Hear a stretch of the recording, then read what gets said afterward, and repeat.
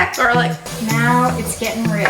Hey everybody, it's Sarah. Hi, I'm Laura Viziotti. Hello, welcome to the Mediterranean Home.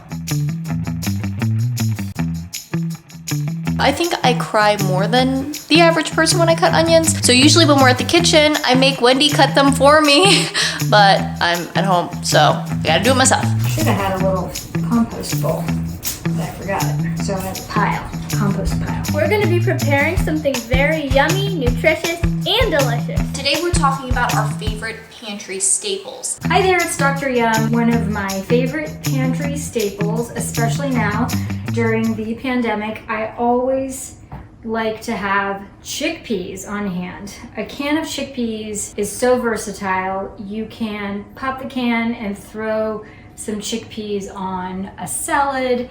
You can make really delicious fresh hummus with a can of chickpeas. And there are a ton of hummus recipes on the Dr. Yum Project website, so make sure to check those out. All kinds of different flavors and colors of hummus, more than you ever thought even existed. The other thing that I love to make in a pinch is a chickpea curry. So I've been seeing a lot in the news about how meat is in short supply. So it's a great idea to have some plant-based recipes in case you can't get your favorite meats at the grocery store. And this recipe is actually on Dr. Yum, but I'm gonna add a little bit of something extra to it today, and I'll show you that in a second. So what you need to make your chickpea curry is 2 cans of chickpeas, and it's also good to have a can of coconut milk, which is another one of my favorite staples to always have on hand. So I'm gonna start chopping my onion. You know, if you're not sure how like the real orthodox way is to chop an onion, we have some awesome videos on the Dr. Yum website that are like easy ways to prep ingredients that might seem a little bit tricky. And our favorite chef, Joy Crump, shows us how to prepare some of those. This is like the last little nugget of the giant ginger. This ginger has been around for a while. And then all my spices are over there by the stove. And then the secret thing I'm putting into my chickpea curry today is I'm gonna put a big pile of spinach in at the end. I don't know, it makes it a little bit interesting. It looks pretty. You're packing in all kinds of nutrition. I've got a nice big pot, and I'm gonna start with a little bit of oil. I use coconut oil for this, it just gives a nice flavor, but use whatever oil you have. So I've got my garlic, my onions, and my ginger, and I'm gonna throw all those in there together. So we're gonna let that go for 2 or 3 minutes till it really starts to release a lot of the flavor. So while it's doing that, I'm gonna tell you about my spices. I come from a Sri Lankan American family. My parents came from Sri Lanka, and a lot of South Asian households have a lot of their cooking spices in this little drum. When you open it up, it's like, it's extra. Here are all of the common spices that we use, and I think my mom or my dad actually labeled some of these for me so I would know which is which and would remember. So I've got cumin in here, and curry, some chili powder and turmeric, some coriander, some cloves. So it's like a little potpourri of the spices that I like to use a lot. And that's nice because it's all kind of right there. You probably have your own spice situation. We're going to do a couple of teaspoons of curry powder. And I'm going to add a little bit of turmeric. This adds a nice color and some smokiness and a lot of good anti-inflammatories. And then you have to be careful with the chili. Use chili flakes, or you can use crushed red pepper or cayenne pepper even. This is where you want to be a little bit careful, because like this particular chili powder is crazy hot. So even 1/8 of a teaspoon, I don't know, you're taking a chance. Here I am taking a chance. I'm going to add some salt also, and a little bit of pepper, and you can always salt later. I'm going to be adding a lot of spinach too, so I might want to salt a little bit at the end. Smells like a South Asian kitchen. Diced tomatoes. This is going to give me a little bit of liquid. So this chickpea curry is a little non-traditional because I'm adding my greens. You can add cilantro to the top though if you don't have spinach. That's always nice. That's how it's written in the Dr. Yum website. So I'm going to add my chickpeas. I always have a little bit of water too to kind of thin this curry. So one thing about the chickpeas is I drain them and then I give them a little bit of rinse in case there's like a little salt in there. I rinse that out. The nice thing about curry too is it's a great leftover. A lot of times curry is happier and yummier on the second day. To make this extra awesome and creamy, I'm gonna add my coconut milk. Now some people really like a creamy chickpea curry and I am one of those people. So I'm gonna let this chickpea curry hang out for, I don't know, 5 minutes. I'm gonna turn the heat down and put the lid on it and let it hang out. And then I'm gonna add my spinach right at the end. Okay, so I tasted my chickpea curry. And as predicted, it was a little bit spicy. But no worries. You can always add a little bit more coconut milk. And now I'm gonna add my spinach. So this will make it really the easiest meal ever because I can throw this over rice in a bowl, maybe add a little sparkly Yumify to the top, like cilantro or something crunchy, and you're good to go. So the spinach looks like a lot, but if you give it a little toss and add the lid, it's really gonna just wilt down. I'm gonna kind of let this steam and get happy, and I can always add a little bit of water too to help those greens to wilt. Okay, now you can see how pretty this looks with the wilted down greens. So this is my sort of one pot chickpea curry using my favorite pantry staple, which is chickpeas. My Yum Team favorite pantry item has to be broth. I have really stocked up on both chicken broth and vegetable broth, and I have used it in so many recipes. Mostly I'm making a lot of soups, and you need broth for that. But broth is also a great enhancer for other things that you might be cooking. So I use it sometimes with rice to give more flavor when I cook the rice, or with quinoa to impart a little more flavor in the quinoa. I will say the last time I went to the store, which was early this morning, I noticed that the broth shelf was pretty picked through. So I could not find veggie broth until I went to a different aisle. So this is a good tip. If you're in the regular soup aisle and the broth seems to be picked through, go to like the natural foods aisle, because I went in that aisle and they had the same broths there and they had veggie broth. So make sure you know your store and look around in case it's in a different area. I'm coming to you in quarantine to talk today about my favorite pantry ingredient, but not before I introduce you to my kitchen assistant, Rocco Vizioni. First grade. First grader. So Rocco and I are going to talk to you about our favorite pantry ingredient, which is canned tomatoes. I love this ingredient because we can make a lot of things with it. What's your favorite thing I make with tomato soup? Tomato soup. With grilled cheese. Because I'm going to tell you another thing. Grilled cheese is just bread, cheese that's grilled. Like cheese that's grilled. You can just throw it on a grill with some bread and cheese on it. Then, bam. Okay, and let me tell them how easy it is to add chicken broth to canned tomatoes, puree it, and essentially, maybe with a little garlic and onion, you have tomato soup. But today, we're gonna share a family secret. So we're an Italian-American family. I'm only Italian by marriage, but my husband is 4th generation Italian, and we cook a lot with tomatoes. And one of the things that I make at least once a month, if not more often, is just a simple tomato sauce. And that tomato sauce can go over any pasta shape, and it can also become the basis for a baked ziti, a lasagna. You can have it plain on pasta, or you can load it up with veggies and have kind of a primavera with red sauce. You can chop up ground meat or Italian sausage into it. And you can just do a lot with it. And you're looking at all of the ingredients necessary to make it. The other thing I like about the recipe is that it scales up and down really easily. So one 28-ounce can of tomatoes to 2 onions. I typically make this in huge batches, so I'll freeze half. Right. So I will sometimes use 4 cans of tomatoes and 2, 4, 6, 8 onions, which is a lot of onion chopping, but that's essentially all the work there is. So we're going to teach you how to make this. I'm going to do 2 cans worth. And the first step is chopping onion.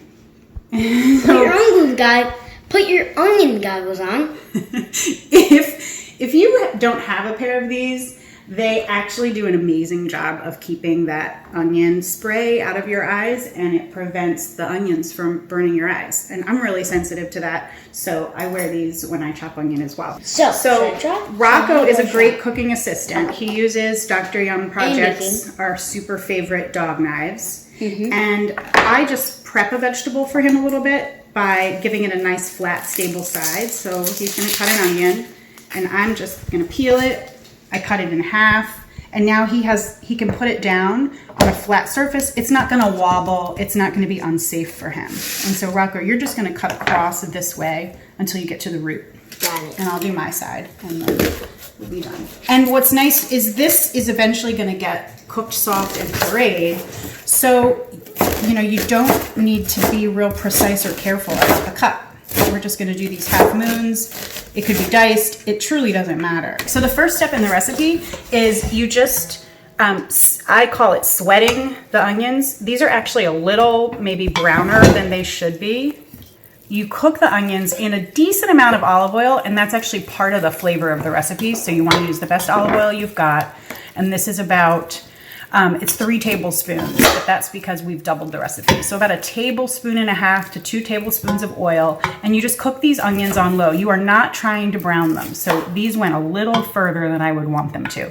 You just want them to get very, very, very soft, but stay translucent. So they saute for, it can be upwards of 10 minutes, but maximum 15. Really slow, really low temperature with salt. Is this okay? Like, I couldn't get to the roots because, like, it was hard for me. I couldn't get my kitty or puppy paw, so I needed to, like, do, like, dicing. You did a great job. This. Yeah. I think Rocco did a great job. And if your kids are helping you in the kitchen, it truly doesn't matter. Like, we have some pieces that are big, some that are small, some that are thick, some that are thin. And for this recipe, it just doesn't matter. Yeah, it's great. Doesn't matter at all. So go ahead, Rocco, and dump all that onion into the pot. The pot with, like, Yeah. Okay. We'll just quickly finish cooking these raw onions because I wanted to show them the chopping. But what about these onions? Will they get, like... We're going to cook them real fast. I mean, like, the onions that are already cooked. Yeah, well, we're going to cook it so low that, you know, this isn't how we would do it if we weren't trying to teach people. Yeah. But we're going to make it work. Okay? So just do it for, like, 10 minutes. Like just put all the onions in first. Like, we're just demonstrating because we wanted to show you how to cut them. Okay, so we're going to add just a smidgen of olive oil. I'll pour it in. Okay, go ahead. You can pour it in. Good job, Rocco. So this is a family recipe, and I learned to make this from my sister-in-law, who learned to make it from her grandmother. This would be my husband's father's mother, Nettie. And everything that I do in my kitchen that's Italian, that hasn't come from a cookbook, has come from some member of my husband's family. They're all great cooks. They all grew up, you know, eating and enjoying each other's company around the table. And so that's a tradition we try and keep. The next step is just open your tomatoes. Which I learned how to do. Yes, Rocco learned how to use the can opener. But these actually, you don't even have to. These have the little key tab. On top of these onions. Okay. Don't worry about those sounds. Okay, you can stir that a little bit. Let me turn the heat down. We don't need those big bubbles. For every 28-ounce can of tomato, you're going to use 1/2 teaspoon of basil. Basil, yes. Okay. So remember, it's 2 onions to 1 can. And you can make one. One would serve 2 people with leftovers, or a family of 4 for one night. But we think it always makes sense. I'm going to put 2 half teaspoons. I could have used the 1 teaspoon measure, but I'm using 2 halves because we've used 2 cans and 4 onions. Cracked pepper to taste. Salt like a to good taste. mixture. This is going to be about probably 3/4 of a teaspoon. It's a good mixture.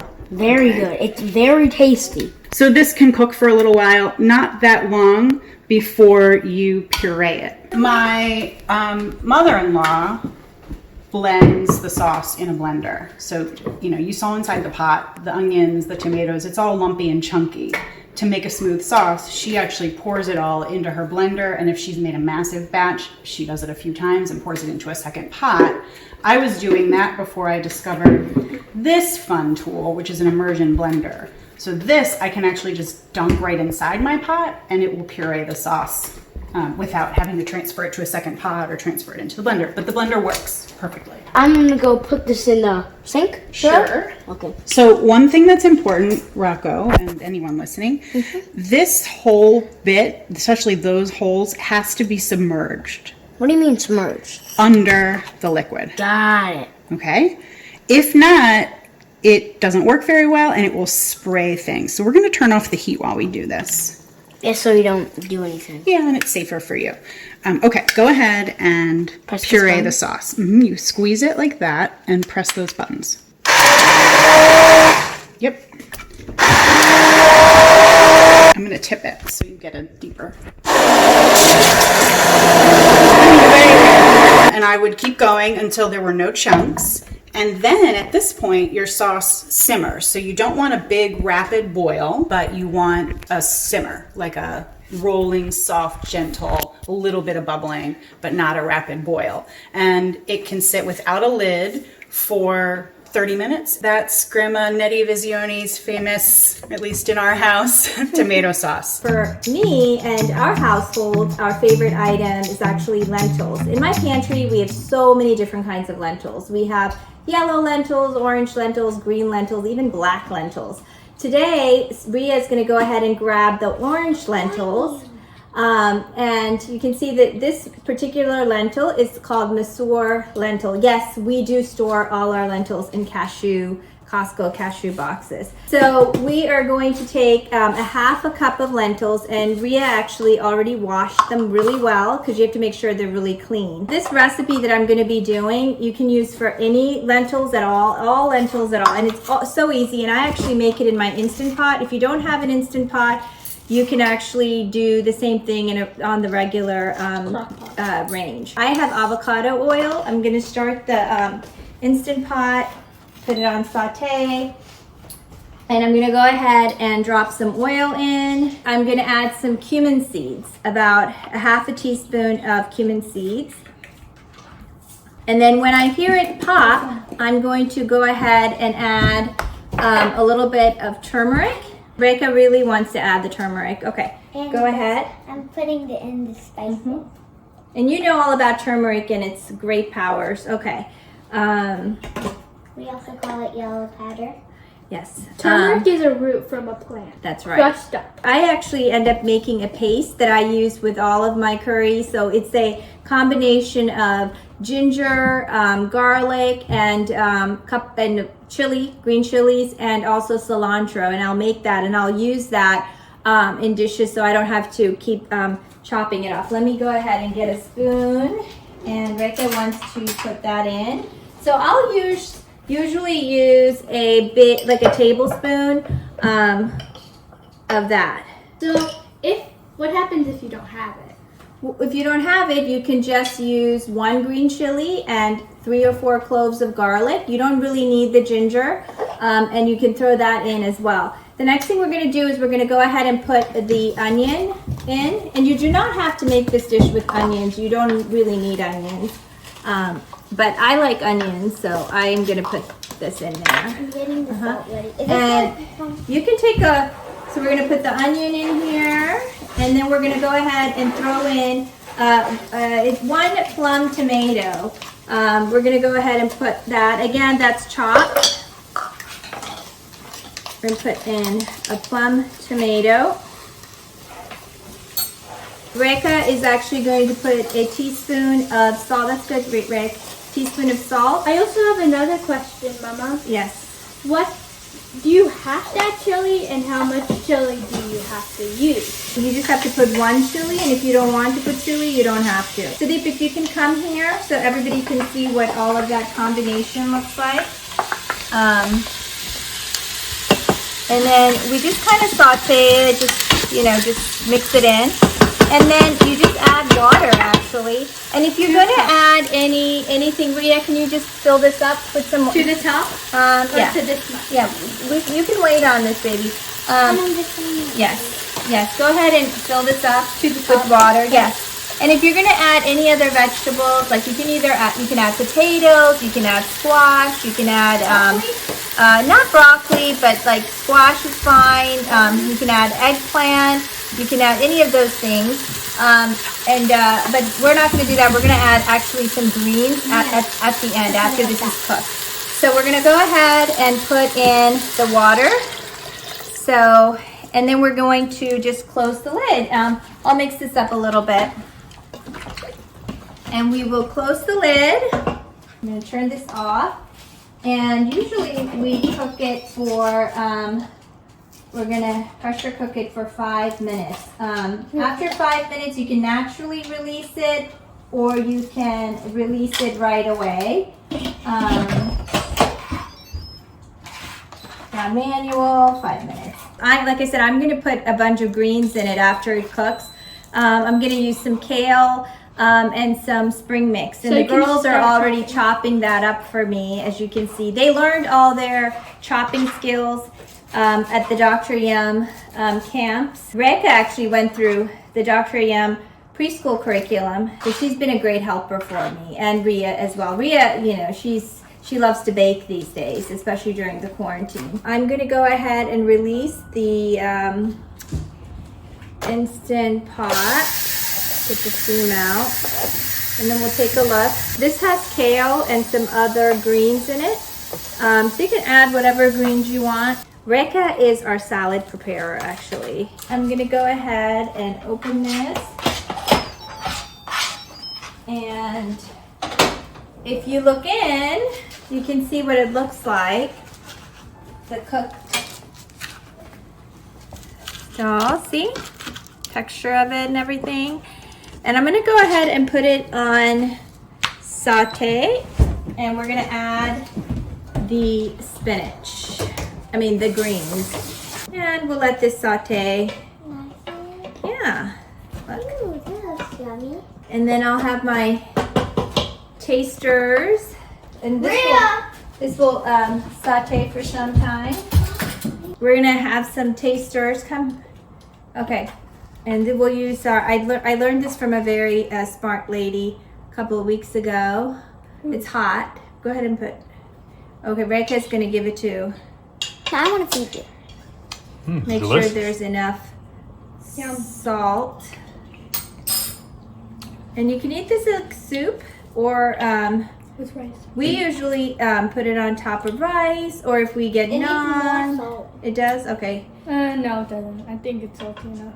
Do we need more salt, Sadiq? Okay, I'll try this as well. Needs more No, I don't think so. No, it has enough salt. And that's it. My favorite pantry staple is soy sauce. I always have a bottle of soy sauce in my fridge, and I usually have a backup in my pantry in case I run out, because I use a lot of soy sauce in my cooking. I make a lot of Asian and Asian inspired dishes, and soy sauce is an important ingredient for a lot of those recipes. Now, in addition to any recipes you might find that need soy sauce, also, if you go to dryum.org and use the meal-o-matic and you pick the stir-fry maker to create your own custom stir-fry recipe, you're going to need some soy sauce for the sauce that goes in your stir-fry. Now, of course, you can just scrounge around for any like leftover packets you have from takeout in your drawers and kind of cobble that together. But if you have a bottle of soy sauce, then it really just opens up your options. And especially now when we are just kind of cooking with what we have and we're not going to the store a lot, I think having soy sauce is great because you can take those same ingredients that maybe you used for one meal or in one recipe and transform them into something completely different in another recipe, just depending on how you season it. And having soy sauce in your fridge is going to help with that. And the recipe that I'm going to be showing you today that uses soy sauce is a Bok Choy recipe. It is a Dr. Yum recipe called Bok Choy Noodles. It is one of my favorite recipes. It's brand new and it's something that, you know, we have had in development for a while now, and it has become one of my personal favorites. I make it a lot at home, and I'm so excited that it's finally on the website and that you can make it at home too. So the first thing we need to do is get our onion chopped. Now, one thing I like to do is peel my ginger with a spoon. It gets off the very thin ginger skin without getting much else. If you use a vegetable peeler or a knife, a lot of times you cut off a lot of the actual ginger that you want to be eating. So this helps you reduce that waste. And it's also a great job for younger kids if you have them cooking with you. Now, another part of this recipe is these rice noodles, and these need to get soaked in really hot water for at least 10 minutes. It's really important to do this step or they won't cook properly. They'll take too long to cook and it'll be a whole thing. So I'm gonna get these going now while I'm prepping the other ingredients so they can get at least 10 minutes in really hot water. Moving on to the star of the show, which is our bok choy. I'm gonna just chop these up. These are little baby bok choys, so I'll probably just cut like this and it'll be small enough. Next up is making our sauce, and this is where the soy sauce comes in. And I really like making my sauces in little small like jam jars like this. They're a really great size. You can just shake it up, but I especially like the ones that have the lines on the side that mark the amount, because then you don't even have to necessarily use measuring spoons. You can just measure everything with the lines on the side, so it's one less thing you have to wash, and it's just really quick and easy.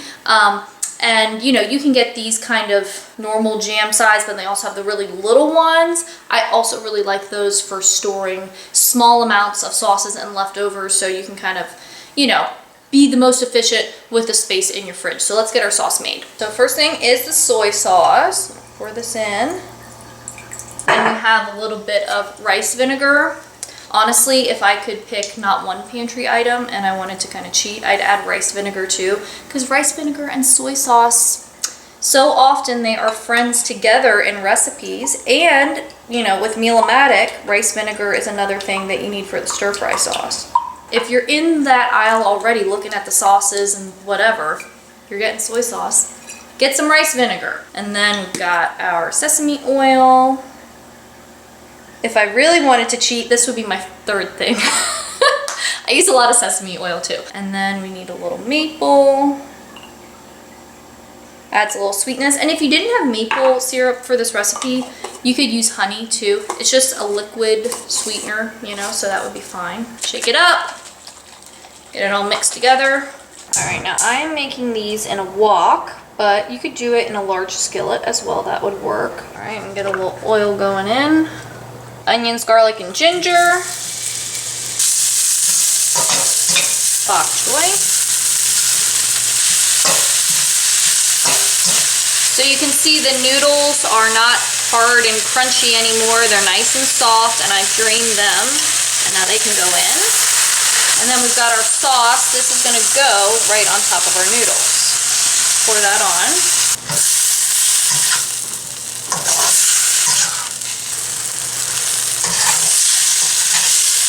And this dish makes a great side, or it can also be a nice base for a yum bowl style meal. So if you're playing around on Meal-o-matic and you're looking at yum bowl, you can use this as your foundation that you build all of your other ingredients on top of. I use it both ways, and it is always delicious. And you know, we're talking about pantry ingredients. Really, most of the things for this recipe are things that can hang out on your shelf or in your fridge and be ready to go. And then all you got to do is get your bok choy and you're ready to roll. So thanks for watching. Make sure to subscribe to the Dr. Yum YouTube channel for more tips and ideas for cooking at home, and we will see you in the next video.